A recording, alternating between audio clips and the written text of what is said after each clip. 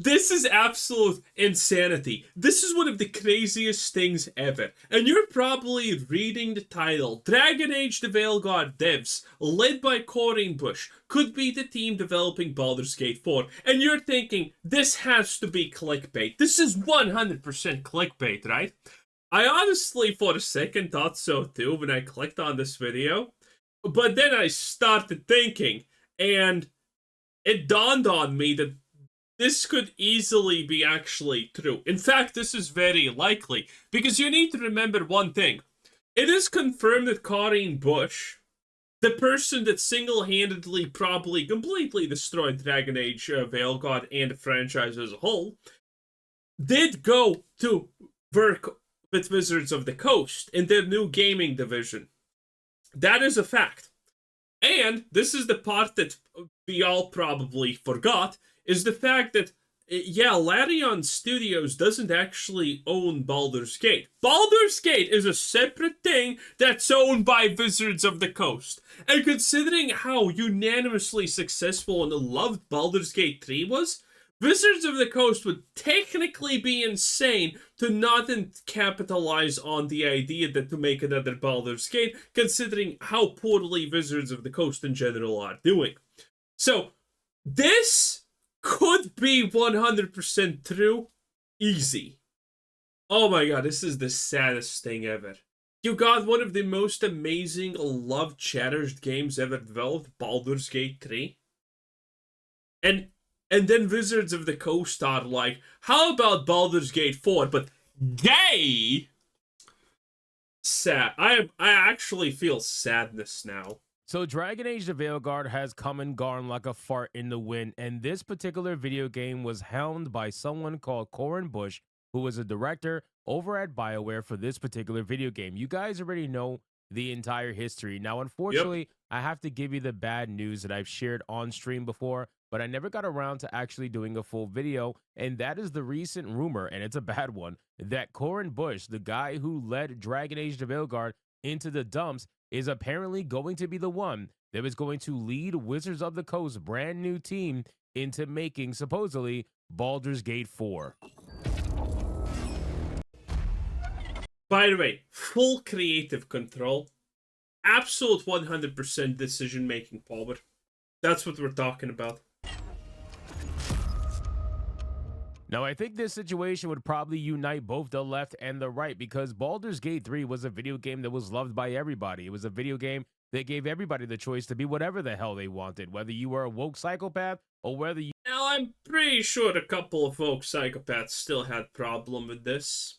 Every person on every side of the insane spectrum, either on the right or left, had problems with Dragon Age Veilguard. Well, not Dragon Age Veilguard. Everyone had problems with that, even the shills. But Baldur's Gate 3. I'm still getting comments about people saying, Baldur's Gate 3 woke. Okay, buddy. Okay. Did you take your meds?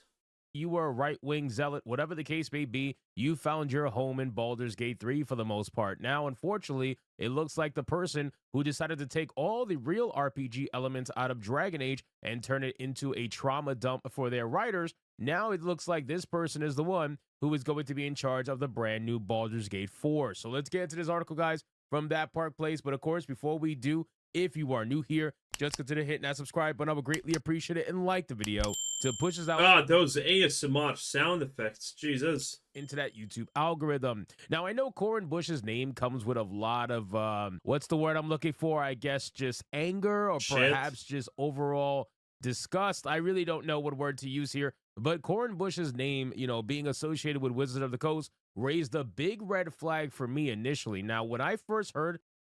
I mean, honestly, as someone who consumes Wizards of the Coast stuff by playing Magic the Gathering, someone like Corinne Bush seems like a natural fucking fit at Wizards, considering how shit and woke that company is. And thankfully, Ether Drift is horrible. Everyone hates that expansion, and I wish the worst for Wizards. Of this news, I thought that Corinne Bush was going to be part of the game Exodus. That's what I thought. I thought that this person was going to be the leader over at that particular video game, but it seemed like that game already had a game director, so there was no reason for them to have a job there necessarily at that studio. Now, apparently, Wizards of the Coast has a brand new studio that they haven't announced what game they're working on yet, and a lot of people are speculating that it's going to be Baldur's Gate 4, and here's the reason why. If you guys are unaware, Larian Studios was the one who did Baldur's Gate 3, and they did a fantastic job with this video game.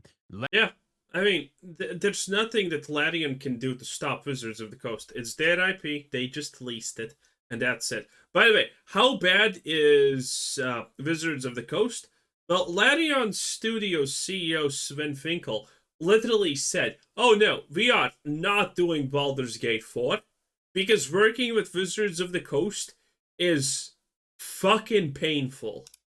Larian Studios had a massive falling out with Wizards of the Coast, and that is pretty much evidence over what Larian Studios CEO said in his speech during the Game Developers Choice Awards, which I'll tell you the following. He openly criticized them, not necessarily by name, but he criticized corporate greed and its detrimental impact on creativity. And if everybody knows anything, Baldur's Gate 3 was a highly creative video game. Like I said, you could pretty much be and do whatever the hell you want within reason. Then he stated at the place, he stated, greed has been fucking this whole thing up for so long. Since I've started, I've been fighting publishers my entire life, and I keep on seeing the same mistakes over and over and over. Now, I will agree that we have been noticing that corporate greed has been a big issue for a long time. We talk about that. But, by the way, when it comes to Wizards of the Coast, yeah, corporate greed is a big issue. You know why? Because the CEO of Wizards of the Coast at fucking Hasbro literally is pissed because people don't recognize him at cocktail parties and he needs to explain what Wizards of the Coast and Hasbro is.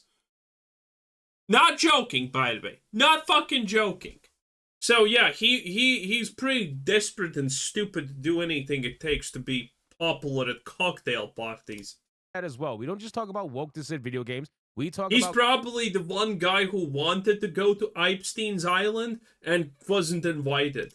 Corporate greed and overall how terrible it is for the audience, for the gamer, like the person who's actually buying the product. We talk about companies like EA and Ubisoft. They want to nickel and dime the gamer into any little thing they possibly can. We talk about microtransactions, how some of them are so predatory, it's ridiculous. So then it says, if you could read between the lines, this could very well have been a subtle message at their former partners, which were Wizards of the Coast and Hasbro, possibly hinting at why Larian chose not to develop a sequel despite the immense success and acclaim of Baldur's Gate 3. Now, keep in mind, guys, they had already started work on Baldur's Gate 4. To my knowledge, Larian Studios started work on the video game, and they just flat out dropped it, right? After some sort of... Was that? Because, again, the CEO literally just has stated flat out that working with Wizards of the Coast is insanity. I don't know, some sort of backlash between them and Wizards of the Coast. They completely dropped all of it, and they said, screw it, we're out, and it was a massive falling out. It's worth remembering that Sven was the backbone of Baldur's Gate 3's project. There have been long-standing rumors that Wizards of the Coast had little idea what to do with Baldur's Gate's IP. Initially, they reportedly showed minimal interest and only handed it to Larian as a quick cash grab. Yep. However, once Baldur's Gate 3 became one of the most beloved and critically acclaimed video games, at least in the eyes of many, Wizards of the Coast and Hasbro seemingly began interfering in future plans, asserting more control over the decision-making process. And that always happens, ladies and gentlemen. Wait, how insane that is. Wizards of the Coast have tried to make games before on their own, and it's all shit. They tried to make a Magic the Gathering Lost Ark type of deal, and it was so bad auto attacks made people cringe and delete the game. Now, I'm not even joking. It was, and these people are like, hey, look, someone made a game from our IPs that's really good. How can we capitalize on that? Oh, let's ruin it by inserting ourselves in it. They could literally just take the paycheck because they're struggling for money at this point. But they're not. They're not. And I want to be very clear. Unfortunately, it gets to a point where you get overly corporatized and the passion gets pushed all the way to the wayside. And that's the big issue here. We need video games made by gamers now. We don't really have that anymore. We used to have that in the past, which is why so many video games were beloved, especially for their storytelling. But now we have video games that are made by corporations, and they're just not the same level of passion. And sure, every once in a while, they might have a passionate... They they have the same level of passion. I disagree with this. Even most modern slop video games have the same amount of passion, if arguably not even more. But the problem is, when you are trying to make anything and you're working in the evoke of mind frame reference, well, I mean, there's not a lot of creativity that can be done, because being woke means that you are not allowed to talk about 99% of things that matter in the world because they are wrong thing. Employed. Every once in a while, they might have a team that's actually passionate about what they're making, but that's few and far between. And even if they have a passionate team, it doesn't matter, because what ends up happening is corporations start taking over and their greed starts taking over. And then eventually they want to nickel and dime the gamer and they want to make everything anti-consumer. It really does suck, but that's just where it's at. So after Larian Studios ended its relationship with Wizards of the Coast, reportedly moved on to develop its own new IP, rumored to be a sci-fi RPG. Wizards of the Coast began looking for... Oh, we also know this. I don't remember what this is called. Exodus or something? Did they name it? No, I don't remember. But yeah, it's called Exodus or something. And it has literally 0 white people in it because reasons. new developers for its Baldurs Gate. Also, it looks shit. Sequel. But from what we gathered, that process didn't last long, as it seems they decided in the end, along with Hasbro probably, to create a subsidiary game studio, Skeleton Key, and have Baldur's Gate 4 developed in-house. Now, this would not shock me in the slightest. If they begin to develop Baldur's Gate 4 in-house, that would allow them to save a ton of money by essentially removing the middleman, right? They're going to remove the middleman and be the person who's actually doing it and developing it. Now, here's where it gets dicey, okay? Here's where it becomes a big issue. The dilemma here is the people have been... Wait, did Wizards of the Coast pay for the development by Larian? No, they didn't. Larian just bought the rights for the IP. Hired into this company might not be the best team for Baldur's Gate. As we all know, BioWare, a once great video game studio, went on to make Dragon Age Veilguard, which was an abysmal game for the Dragon Age franchise. Hey, they got that right. A once great video game studio.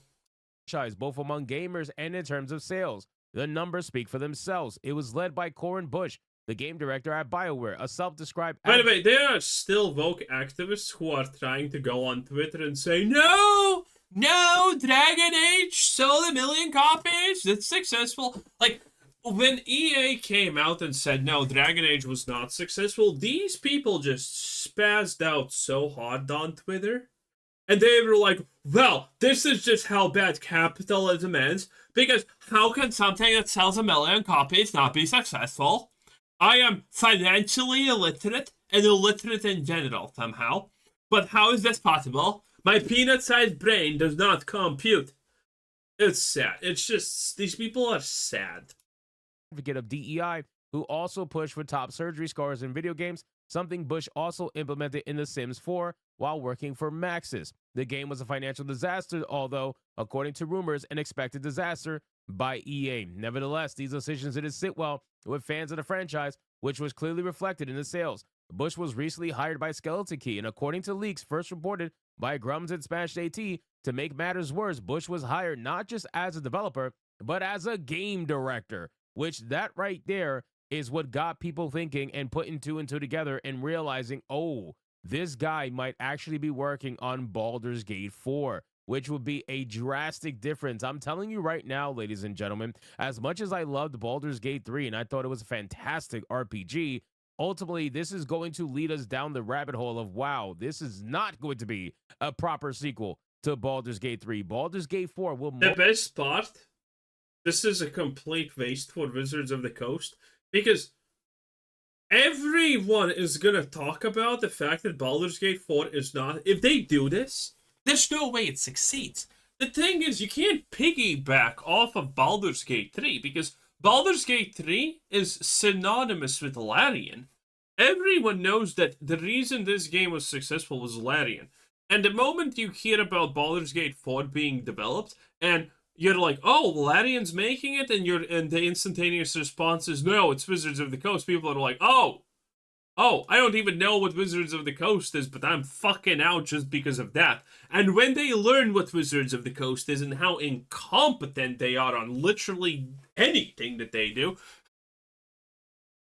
There's no chance. The Baldur's Gate 4 is gonna flop so hard. And the best part is, I easily see Wizards of the Coast being like, okay, Baldur's Gate 3 was like a 200 million or 100 million or whatever million amount development cost. We're gonna put 4 times that bad boy in.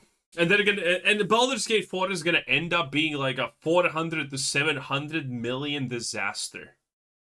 That's what it's gonna happen. Because people are gonna talk about this. Every gamer knows that Wizards of the Coast is a horrible, incompetent loser company. This is gonna be a disaster. Why do I keep buying Wizard stocks? I'm not kidding, I buy Wizard stocks.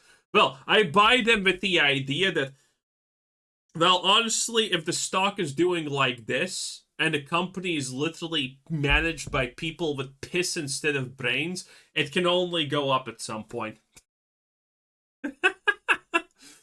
I mean, long-term plan, not gonna lie, but I mean, I'm sticking to it, boys. Stay the course. Anyway, that was Hypnotic, 10 out of 10. Bye!